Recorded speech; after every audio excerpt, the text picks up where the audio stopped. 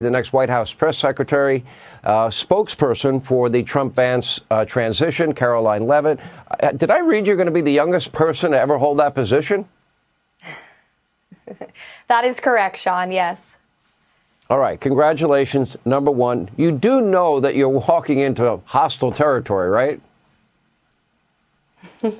Certainly do. And look, I think I'm well prepared for that. And I'm incredibly honored that President Trump has instilled confidence in me to speak on his behalf behind the White House podium. It's been an honor to have a front row seat to the greatest political comeback in history. And as you mentioned in your monologue, Sean, President Trump is putting together a brilliant cabinet of fantastic America First fighters, from Elon Musk and Vivek Ramaswamy, who are going to cut the waste out of our federal bureaucracy, to Susie Wiles, who is going to serve as the first female chief of staff in history. Take that. Mark Cuban, to Tom Homan. No one better to secure the border than him. And I'm so excited to speak on behalf of a president who just received a resounding mandate from the American people to deliver on the promises that he made on the campaign trail. We have the House. We have the Senate. President Trump is going to get to work on day one to implement real change that will deliver real relief and support to the American people who are struggling right now under the Harris-Biden administration.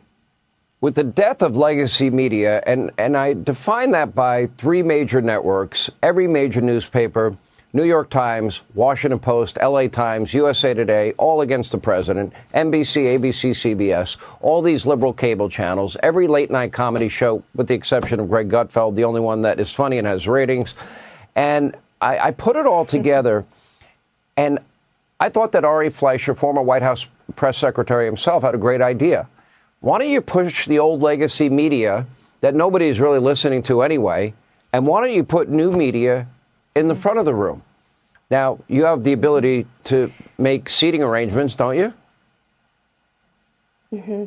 We sure do. And I will say there's no greater advocate for a free and fair press than Donald Trump. During his first term as a president, he was the most transparent president in American history. That continued on the campaign trail, despite the fact that he has exposed the media for being incredibly hostile and fake. They have pushed lies and hoaxes about him for 8 years. They consistently take his words out of context. This election taught us a lot of things, but one of those things is that the American people are no longer buying the lies from the legacy media, and Americans are digesting their news in various different forms. We saw President Trump own that lane on the campaign trail, sitting down with the #1 podcast in this world and ratings bonanza every time he did it. That's how Americans are consuming their news these days. So we will certainly look at options on how to respect the tradition of the White House while also ensuring that press briefing room reflects the media habits of the American people today. And just like we did on the campaign trail,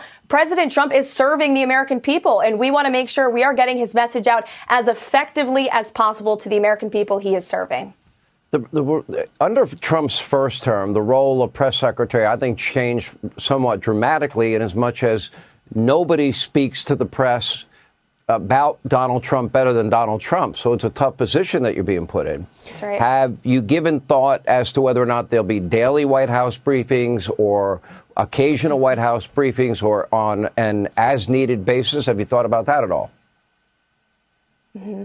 That's certainly something I'll discuss with President Trump. Ultimately, he is the decision maker. As you know, that was the way in his first White House. It was the way on our campaign, and I will defer to him. But like I said as well, in his first term, he was the most transparent president in history. He often brought the press into the Oval Office when he was signing bills. He did Rose Garden press conferences. In fact, during the COVID pandemic, President Trump briefed the press in the James S. Brady briefing room 72 days in a row. I know a lot of the fake news reporters will tell you behind the scenes, Sean, they miss that transparency and that access to the leader of the free world. And I know President Trump will provide that to them again.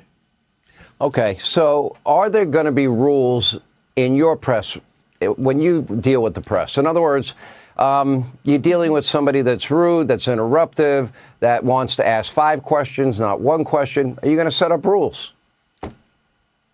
Mm-hmm. That's certainly something I'll discuss with President Trump. Ultimately, he is the decision maker. As you know, that was the way in his first White House. It was the way on our campaign. And I will say there's no greater advocate for a free and fair press than Donald Trump. During his first term as a president, he was the most transparent president in American history. And Well, we hope there will be decorum, certainly, and we will try to instill that. But we're not shy of the hostile media. We've dealt with that now in the campaign for the last year. Nobody does it better than President Trump. And again, it's our goal to get our message, his America First message, and the historic policies that he will be delivering upon in the most effective way to the American people. That may include bringing different voices into the press briefing room. That may include some different rules. We are looking at those options, and ultimately it's about serving the American people and getting President Trump's message across to them. I would offer this unsolicited advice. You might want to say, we're not prepared to go there today, but I will get back to you. And feel free to use that line as often as you want if they're pushing hard on a topic that you're not ready to talk about. Karoline, congratulations. You're making history, and I'm sure it's going to be a great ride for you.